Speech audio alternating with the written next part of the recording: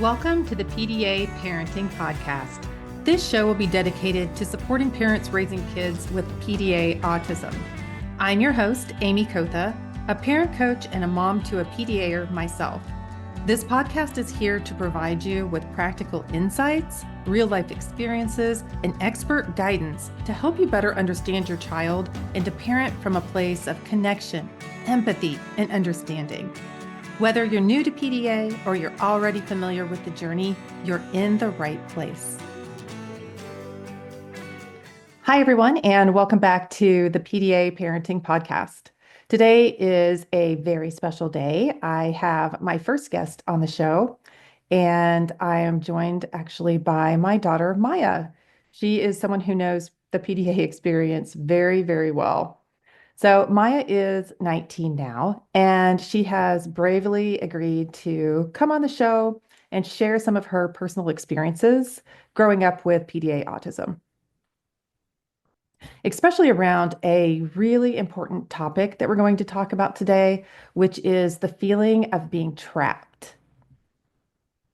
Remember PDA or pathological demand avoidance, or some people like to call it pervasive drive for autonomy, all the same thing.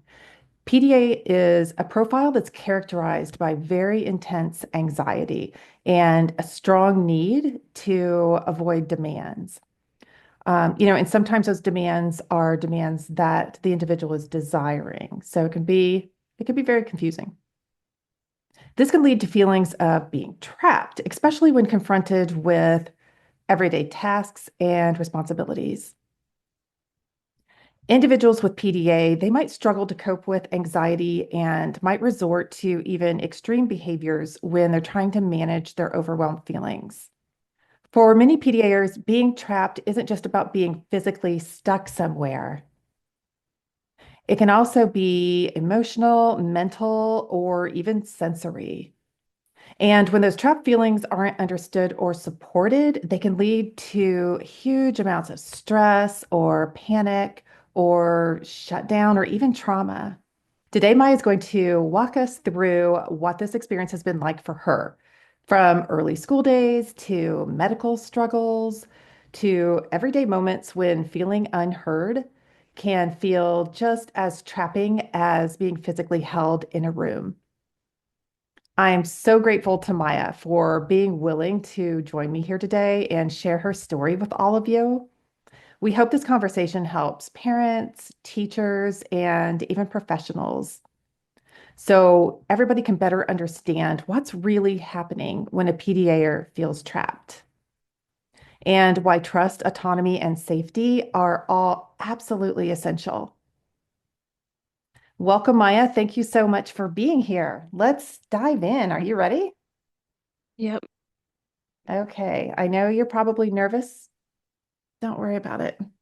Everybody is at first. So let's see. Let's chat about the PDA feeling of being trapped.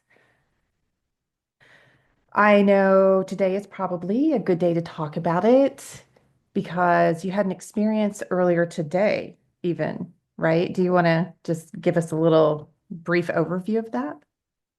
Yeah, I did feel trapped earlier today because I had to go back to school, and just the feeling of being back in my school made me feel trapped because I had to figure out how to get out of the school.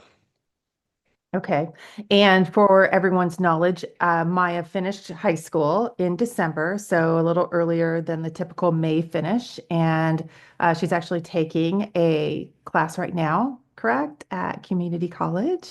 Yay. hmm Yeah, you're almost done, right? hmm Yeah, that's awesome. So she had to go back to what were you doing today? I was just picking up my cap and gown for graduation. Oh, okay. Super exciting. So glad you're going to walk in graduation. You definitely need to because that's been a lot of hard work, buddy. hmm Okay. So let's see. Let's talk about this feeling of being trapped because I think a lot of parents, they don't really understand what this is. It's not something I know that I experienced feeling. So it was really hard for me as your mom to understand what feeling trapped meant for you when you were younger. It took me a long time to really get it, didn't it? Yeah. Yeah. Yeah, I'm sorry for that. So if you can tell me a little bit, like what does feeling trapped, what does that mean to you? Well, the physical feeling of feeling trapped, like when you are talking about it physically, like when you are somewhere, feels like you don't know how to get out. And it's really based in anxiety, um, and fear because you just don't know how to leave and you don't and you feel held there. You feel stuck. And like for example with school, and I think a lot of PDAers can relate to this, when you're in school, you can't leave. You're stuck there. You can't leave the classroom, you can't leave the building. You don't really have any autonomy to even go to the bathroom without asking permission. You're kind of stuck and you have to figure out how to get to where you need to go to get to the bathroom, to get out of the building if you need to leave. Because a lot of people can't handle that feeling because it feels like you're going to die. It feels Right. like you might not survive. Right, right. So that sounds terrifying. It is Yeah. really terrifying and it's really serious. It doesn't sound like, oh, how are you going to die at school? Hmm. But it really feels like you're in a war situation, like, oh my God, I might die. It really is serious. Your brain is just completely shut off and your nervous system is completely just feels like it's under attack and on overdrive. Yeah, yeah, I understand. So it's like when I know I've talked to parents a lot about the nervous system, and you and I have talked about it a lot too. So we have the prefrontal cortex, right behind our foreheads. That's where all our language skills are based, in our higher level thinking and our problem solving and emotional. Really, a lot of our regulation skills come from our prefrontal cortex. So what happens when you start to have fear? Anyone, any human being is that prefrontal cortex starts to go offline. And the amygdala, which some people call the lizard brain, right? It's that part of our brain that developed first as, in the womb and then as infants. So that's way back here by the brainstem. And so, as your prefrontal cortex is turning off because you're so scared and feel so threatened, then your amygdala starts to take over. And that's when a lot of people go into that fight or flight, right? We hear about that a lot. Some people are hit with, like that fight feeling, or some people run away, and some people freeze, right? And if you can't some what happens is it starts out with that sympathetic burst, and then if you can't leave the situation, you can't get out of that fear, oftentimes what will happen is it'll go into shutdown. And shutdown can equal like being paralyzed or falling asleep or passing out. There's a lot of things that can happen there. So it sounds like exactly what's happening to you in those situations. You're feeling trapped, and it is instantly a massive threat for you. And if you can't get away, you can't get rid of that feeling, then it gets worse and worse and worse. Am I right? Exactly. Hmm. Yeah. Yeah. That's really scary. I remember when that first started happening to you, and I just didn't understand because I think you started out right, like maybe with that, you started out in fight or flight for sure. What do you, when you first experienced that, do you remember? Like, do you remember when you first started feeling that trapped feeling start building up? Like maybe like how old were you? Any idea? No. Yeah. I do remember just feeling trapped in school when I was really young and just talking about how I can't do it. And it's literally because I couldn't, because I would feel that insane trapped feeling and just, feeling like I would have to run away. Um, Mhm. Mhm. Yeah, yeah. I remember my earliest memory of you having that feeling was maybe when it very much came to light, seemed like second grade. Does that sound right? Yeah, I remember getting really sick every morning before school. So when my GI symptoms started to really surface, was when I would get really nauseous every morning before school. Mhm. And when I think back to first grade, because again, that was school and there was a lot of demands in first grade as well. But what do you think helped you in the first grade so you didn't quite hit the point that you did in second grade? I don't really know. I Do you, think maybe the teachers weren't as mean in first grade because I remember in second grade, that's when it was starting to get a little mean. I remember in first grade you had his name was Mr. Todd. Do you remember? Hmm. Oh, Yeah, you loved him. I did. Yeah, so much so that you invited him over for a sleepover a couple times and got really bent out of shape that he wouldn't come over on the weekend and sleep in your, on the top bunk so that you guys could hang out. That was so cute.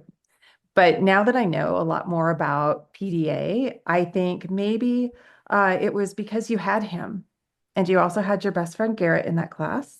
Remember Hmm. Garrett? So I Hmm. think you had two people that you had a very close relationship already, or at least you made a close relationship with Mr. Todd. He just happened to be the type of personality that you're drawn to. And I've noticed that on through your life. Have you noticed being kind of drawn to that personality type? Hmm.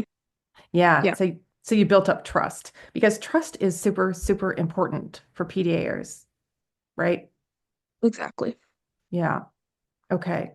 So then second grade came along and it sounds like it got more demanding. Maybe the teacher was less understanding. You didn't have that personality click with that teacher, so you probably didn't feel a level of trust. Right, Yeah. right. Yeah, and I didn't have friends, you know. Garrett wasn't in the class that year. No, That's tough. Yeah. yeah. So then when you were in the second grade and that started getting bigger for you, do you remember what it felt like? Because I know back then in second grade, you didn't have the words to tell us, Mom, hey, I feel trapped. I need help with this feeling. I think it just started to feel like sick. Okay. Yeah. Sounds like maybe you were holding it inside. And Yeah, then, because I didn't understand. yeah, and it was coming out in those kind of feelings. And I think we all understand what that feels like. We've all felt anxious and had, anxious tummies or whatever. If we've had to go, like for me, it would probably be public speaking. I always felt anxious about that and would feel sick to my stomach. Sometimes have to take a quick bathroom trip. Yeah, Very, and I didn't understand because I wanted to go to school. I wanted to do well and go to school, but it was so hard and I didn't understand how something could be so hard if you want to do it. right.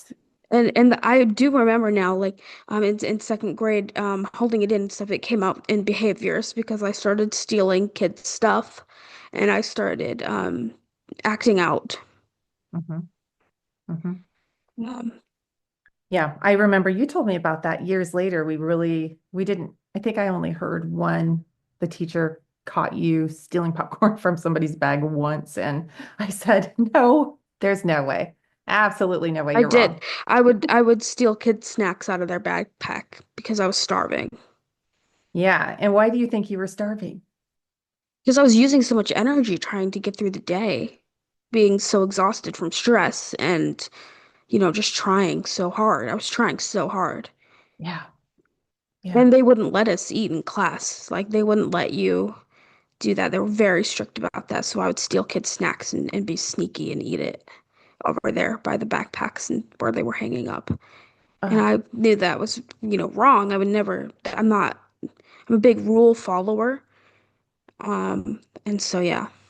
Yeah, and I think that's a good thing to talk about too, because a lot of parents that I talk to get very worried that their kids, when they display some of these behaviors as, in their early childhood years or even in their teenage years, they get super worried that these are behaviors that are going to continue, that they have to teach their kids right or wrong and really instill it in them and maybe give them negative consequences because what if they don't? Is their child going to continue doing this and think it's okay because they're not punished for it? Mhm. What's your thought on that? Well, I think maybe it might be a sign that your child might be struggling because Mhm. for that's what it was for me. I mean, I know the difference between right and wrong, but when I do different behaviors, it's usually a sign that I'm struggling with something and need attention and actual help. Right, right. And I think when you're young, you just don't have the words for that. You don't know how to voice that. So, um, second grade was hard. And then I remember third grade also, that was kind of when that was the tipping point for you, I think, was school. Right. Do you remember that? So I do. you were at that STEM school, which was very challenging because you're a very intelligent person. So obviously, mom and dad thought, hey, you should be at a STEM school because let's take advantage of your strengths and give you a challenge and, all the things that we do trying to be good parents. And it was super, super demanding. So in third grade, I think also the work became more abstract. You have a learning disorder, correct? Do you mind me mentioning that? Okay, so you have a learning disorder in math, and I think that came to light in third grade. And you also, again, what was the teacher situation then? Well, that's when the teachers started making fun of me and laughing at me in class for not understanding how to do the math. Wow, that's Yeah. terrible. That's really Hmm. terrible. I'm so sorry that happened.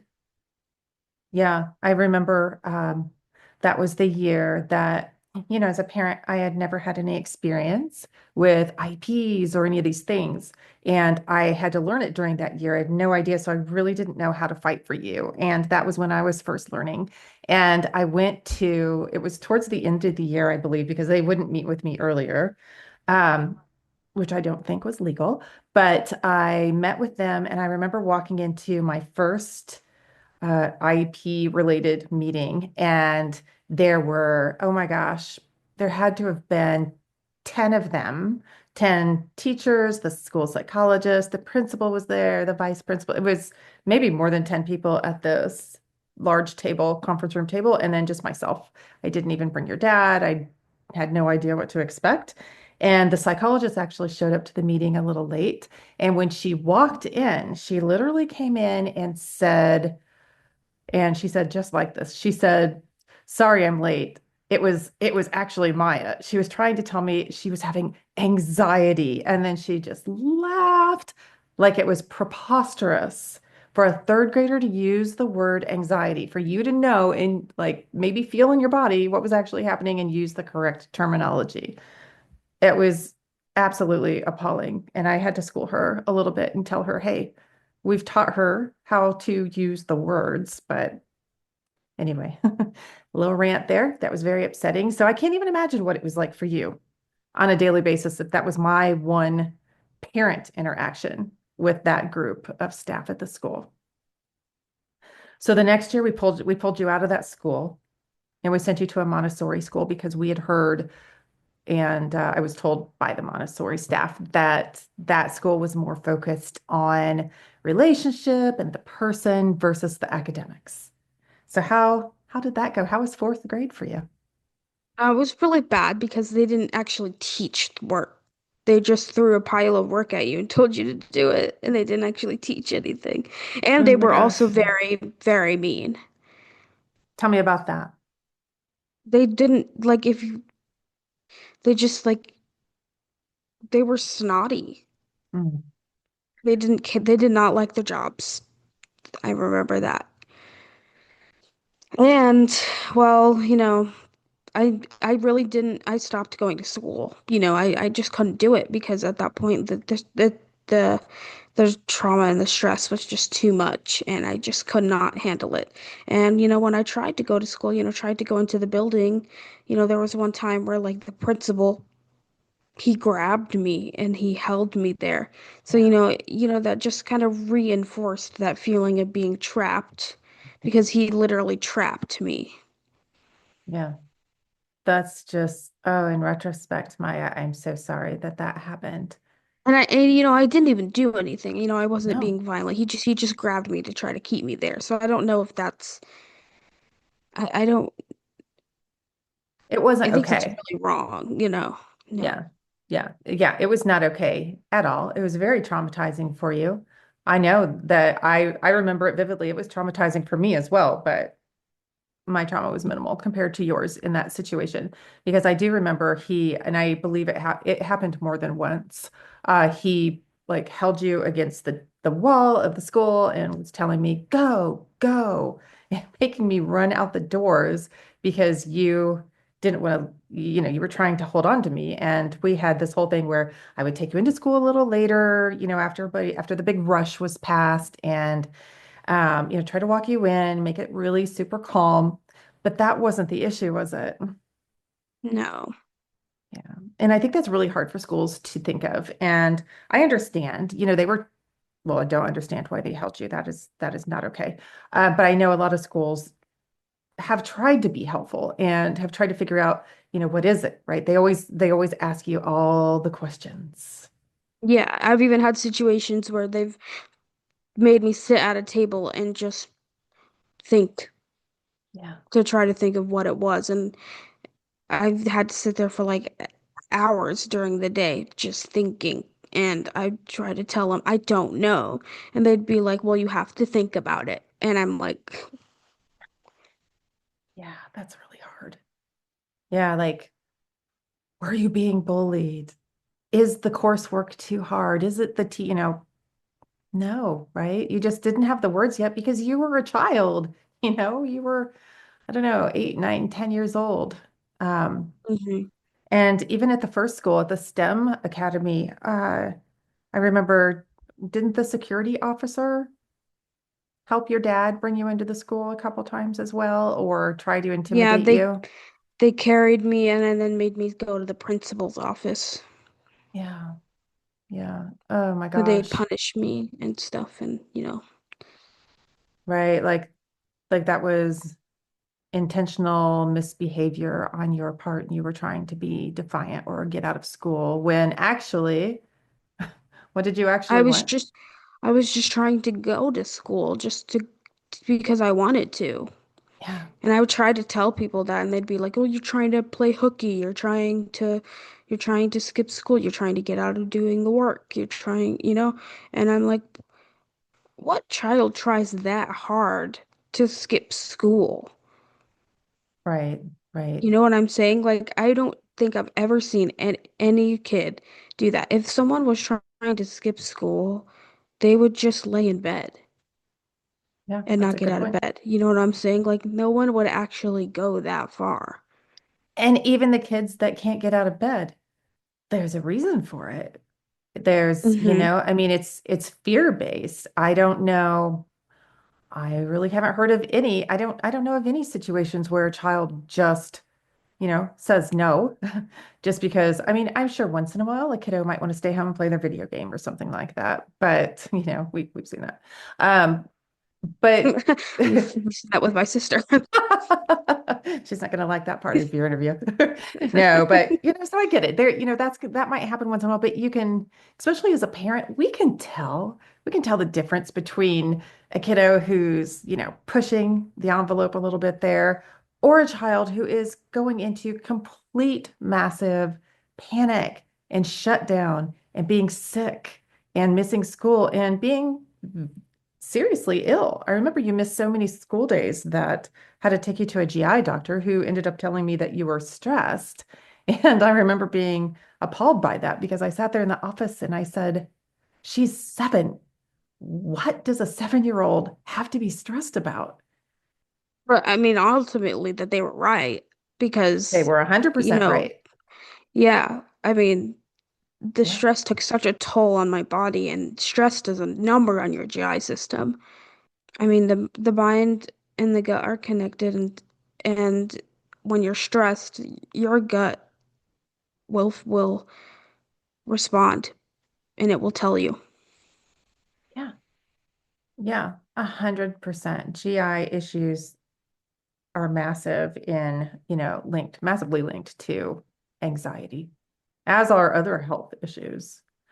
And, Hmm. you've had that come up later in life as well. It's, most people understand that stress, I mean, stress can lead to cancer. There's massive issues with your body that can Yeah, be rooted in and stress. now that I think about it, we were always getting viruses. We were always getting the virus that was of this season, like the flu or strep throat, or and Yeah. yeah, my immune system was always not very good. Yeah, it definitely took a hit for sure. Hmm. So then let's jump up a little bit and talk about how that trapped feeling was handled when you were in high school, at the high school that you're just getting ready to graduate from. Oh, okay, you've already finished, but you haven't walked the walk yet. Yeah. Tell me about how you were able to attend that high school. It is a public high school, but it's a really fantastic school. We actually moved. We lived in Montana, and we moved to the suburb of Chicago. And one of the reasons was for this school. But they have a great program that was helpful to you. So could you talk a little bit about that? Oh yeah, they had an AAP program, and it stood for Alternative Education Program. So, it was basically made for people who needed accommodations in high school, and um, they really understood that my past and that I felt trapped at school. So, right from the beginning, they knew that. And, they let me leave school during the day if I needed to. Like I could call my mom and she could come pick me up. And, right at the beginning, I tested that and it was allowed. And so just from knowing that I wasn't stuck there and that I could leave Mhm. helped. And it alleviated that trapped feeling, because I wasn't stuck there. It was very freeing to me. And, soon I didn't even really need to, call mom to pick me up.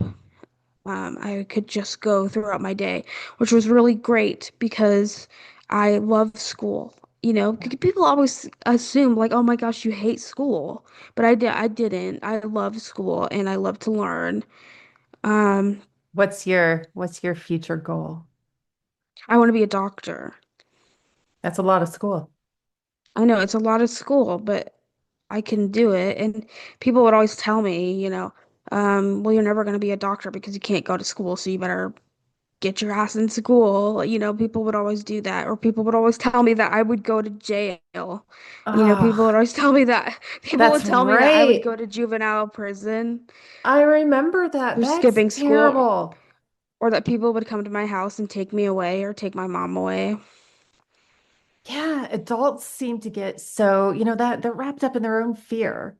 They're, confronted with someone who's not falling into their typical pattern of behavior and, control how they control behavior typically. And they just get scared and they just do, I mean, sometimes extremely inappropriate bad things. I mean, those are horrible things just to say to a kiddo. And you have these I mean, goals. it's like the same thing as if a child was chronically ill and not going to school, and you showed up and said you're gonna go to juvenile detention for not going to Exactly. school. That's Exactly. horrible. It is horrible because everybody needs to remember, and this is one of the reasons why you and I and so many people and organizations like PDA North America, why we are trying so hard to advocate, to get the word out, to bring awareness of PDA to the community, because PDA is not a choice, right? PDA is not a choice. It is a neurobiological difference. And it is part of your uh, it's your neurobiology. There's not a pill that's going to take it away. It's a process of learning how to deal with it. It's just like being born with a congenital disease. And not even a disease. I would say more like maybe disorder because a disease Disorder. usually, You're yeah, right. I'm not trying to say it's a disease. I'm just saying like with a congenital something because that is like something yes. that you are born with. Right. Yeah. And the only reason that I correct you on that is because of our political climate right now and the fact that they are trying to talk about autism as a disease. Autism is Oh, not. Autism is not a disease. no, in fact, I think of it as a strength. Yeah. It's your neurology. It just is. It's just Yeah, how your brain is made. it's just what it is. Right. Exactly. Yeah. Yeah. Thank you But for yes, that. you're right. You're right. Yeah. Um, Yeah, so the understanding of PDA is just so critical because what we want to do is not come up with some drug to give a person, to take the PDA away or something. We want to treat the symptoms. We want to treat the anxiety. I mean, the anxiety is horrible. You would agree with that. I Yeah. do. Yeah. Yeah. The anxiety is horrible. And so what we need to bring this awareness and we need to advocate because we want tailored strategies. We want to be able to have kids going to schools and have the people in the schools understand, or the medical professionals to understand and not try to push their agenda or their mistaken ideas, which actually end up harming you. I mean, you know what you went through. So let's talk a little bit, let's speak to that a bit because you have some chronic illness But and I did have to go through that. what? I had to go through that EEG. I mean, that was really important. That's exactly where I was going. Yeah. Yeah, why don't you tell a little bit about that because that was very difficult and the medical professionals didn't understand what you were struggling with in that during that time. I'm confused because you said not pushing the medical agenda, but sometimes it has to be because that was really scary. I think what I meant was pushing the agenda that their mistaken agenda, their mistaken thoughts that whatever your behavior is behavior based, is intentional and willful. Why don't you tell a little bit about that experience with the EEG? Okay, so I did have to stay in the hospital recently to have um, an EEG done to make sure that there was no um, seizures happening. And it had to be on my head for 24 hours. And, it was really, really hard to have it wrapped around my head. I couldn't really move. I was also trapped in the bed because I was on a fall precaution, so I couldn't really get out of the bed without Right. having a nurse there to watch.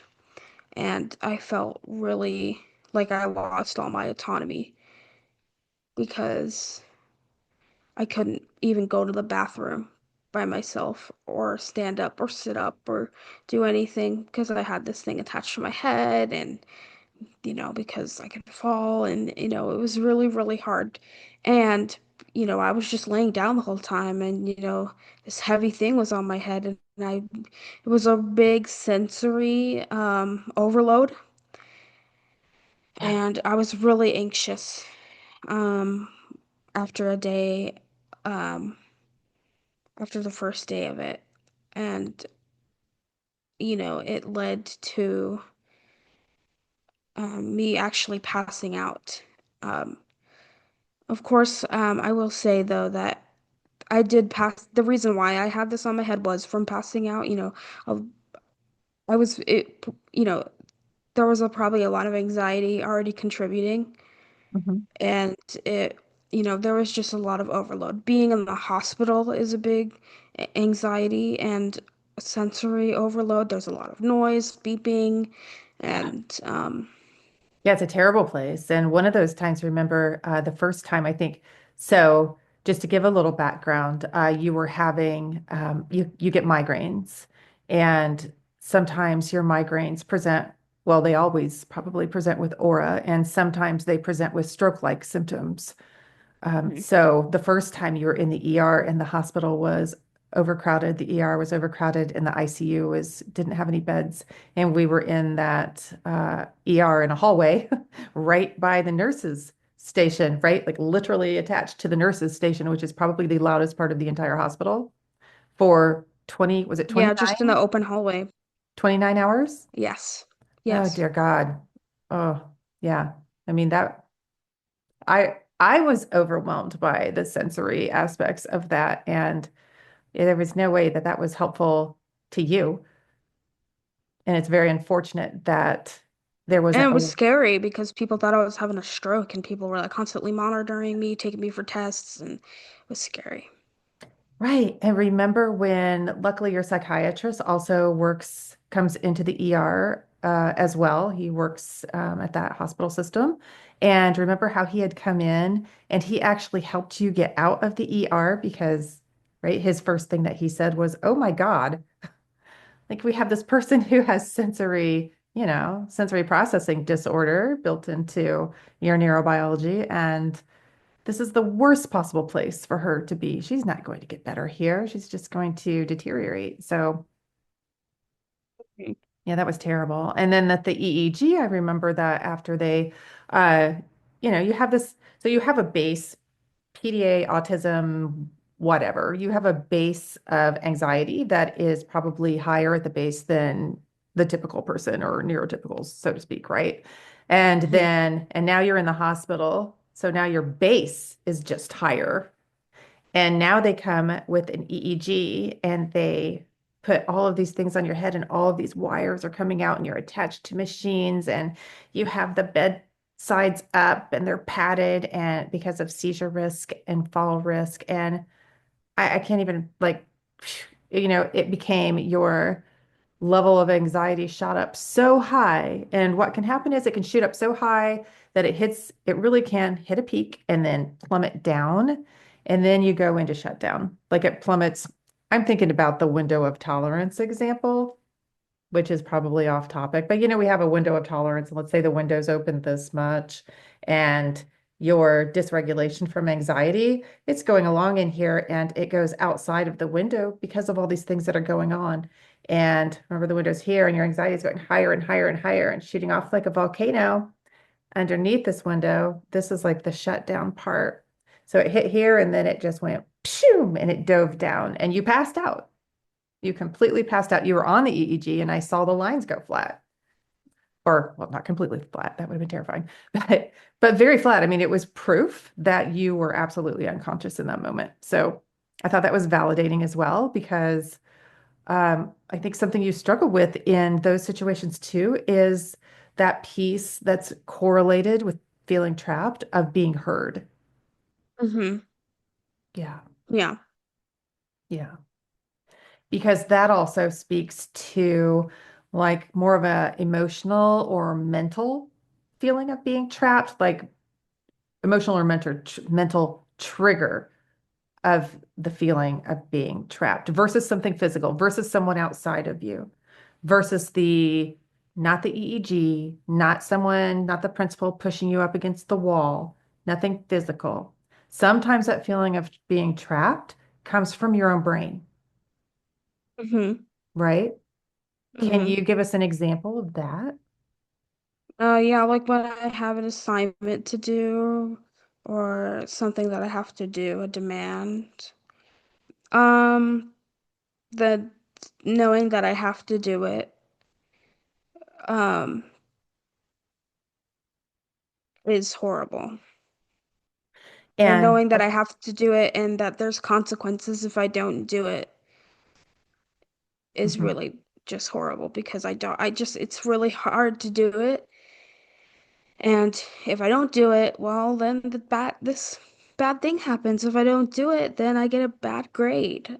Um, so I have to do it because I'll get a bad grade. And it's just whole spiral, you know? And it's really hard. And it's not because I don't want to do it. I want to do it, and that makes it even worse, you know, and it's just really hard. It's really hard. Yeah, I understand. It sounds just almost impossible. And it also sounds like a link with maybe some perfectionistic tendencies. Yes. Yeah, I think a lot of PDAers struggle with that from other parents that I've spoken with, or not even just complete, not even perfectionistic, but also wanting to be just like their peers and putting that demand and that pressure on themselves, even though their brains are wired a bit differently, getting upset with themselves that they're not doing the same thing that this neurotypical kiddo is doing. Do you know what I'm talking about? Yeah, I mean, I've struggled with that a little bit in the past, but I sometimes I don't care That's good. because I've kind of just accepted that I'm different and I have to do things um differently in order to be able to do things. Like I have to do things in my own way because I can't I I mean like if I'm gonna be able to do things in life, I have to do them in my own way because it's really hard. Like if I'm gonna go to college, in the fall, Mhm. I have to do it uniquely and in my own way because that's how I'm gonna survive. That's how I'm gonna be successful. That's fantastic. And what that shows me is how much you've grown and how much Hmm. you've changed. And I think that can give other parents, especially of kiddos who are a little younger, a lot of hope. Because when you were younger, some of the things you struggled with, I remember sometimes, you couldn't get to school in the morning, and then you would become so, so upset at yourself that you couldn't go. And we would offer homeschool or, school online or whatever we could think of at the time. And I think now we know a lot more and there's more choices. But Exactly. at the time it was such a learning curve, which is why I coach parents now, right? Because I want to share this information and not have people struggle as much as we did from just a complete lack of knowledge. Um, but you weren't able to do that though. You were not able No. to do school in a different way. And I thought that there was only one way, and it was just the traditional way. And, I struggled with that a lot during childhood, is thinking there's only one way, and it's thinking, just thinking really black and white.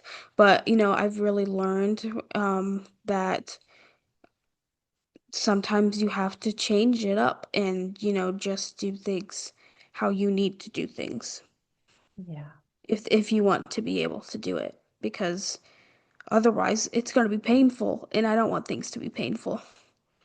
yeah, I don't want things to be painful for you either. Do you have any idea how you were able to come, like, what facilitated that change in you? Do you have any thoughts about that? No. No. Yeah. No, I think it just came really over time and experimenting with different things. You know what I'm saying? Mhm. Like, yeah, I think it came over time. Yeah. Yeah. I think so too. I'm sure there were some things that helped you.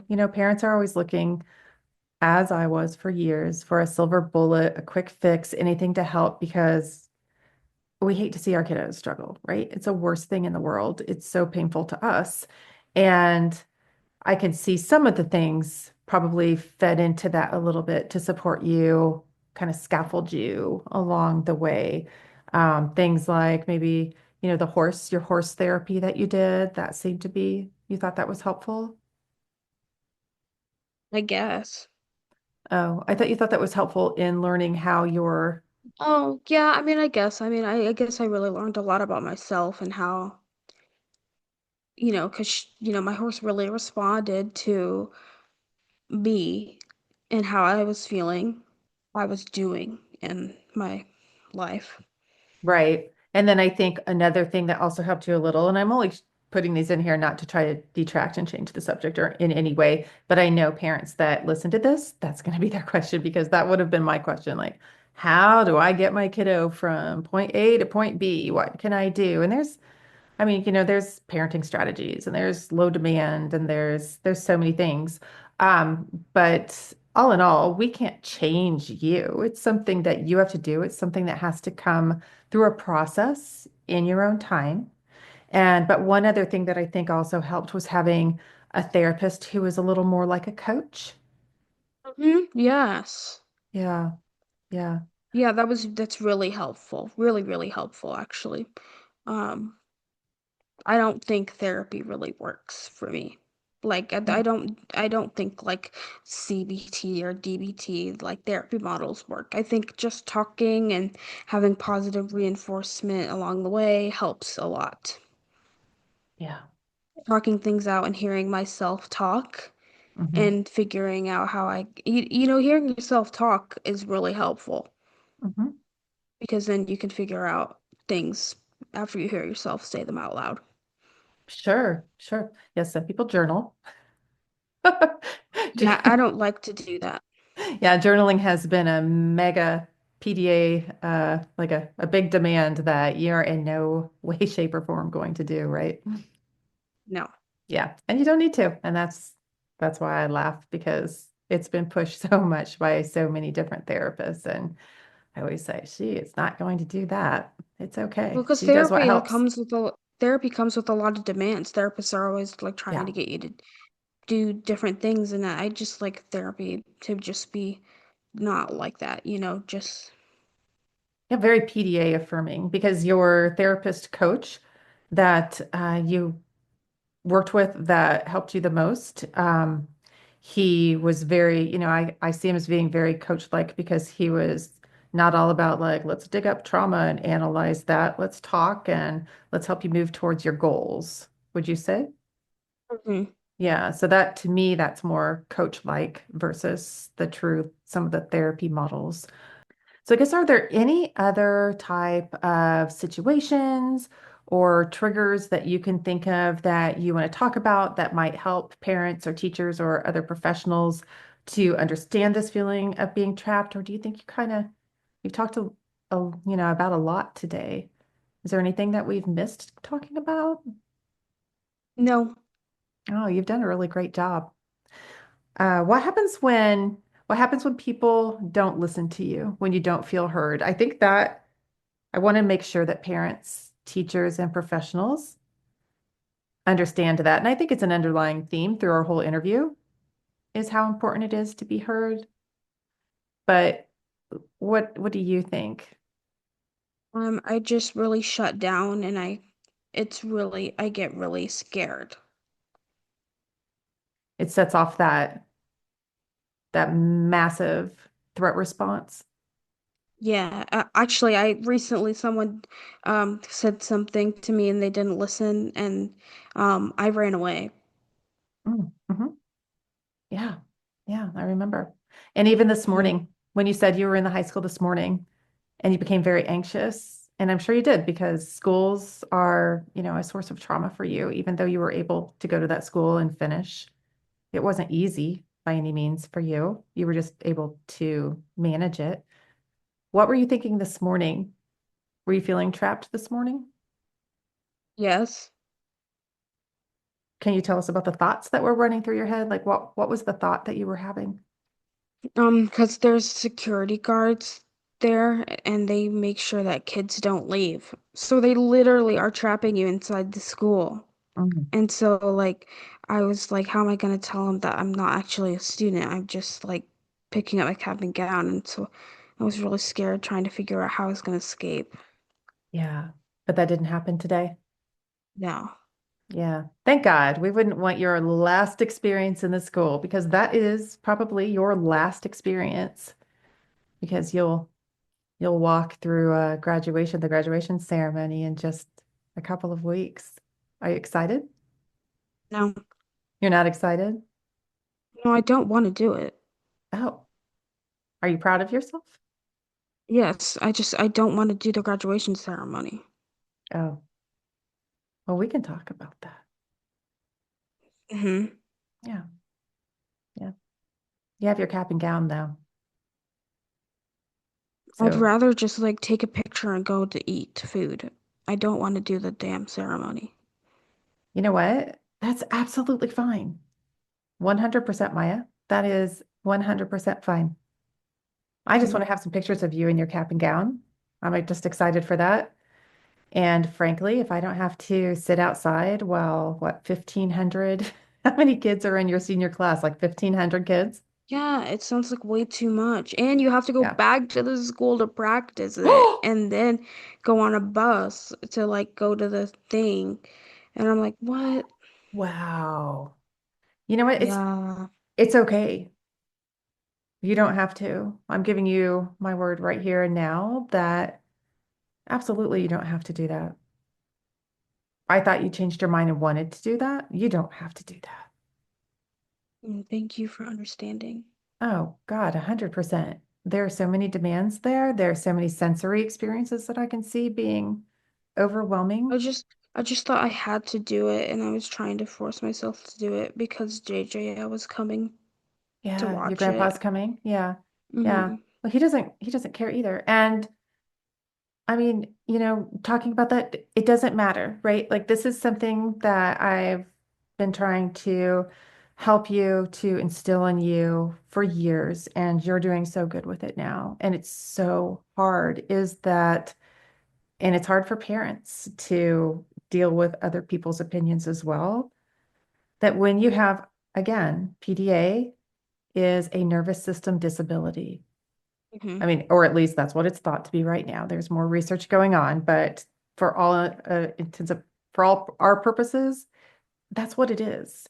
And no one's going to ask someone in a wheelchair to get up and walk up and pick up their diploma. Okay. So they're going to ask you to, yeah, go through something that is going to set off all of your anxiety and threat responses.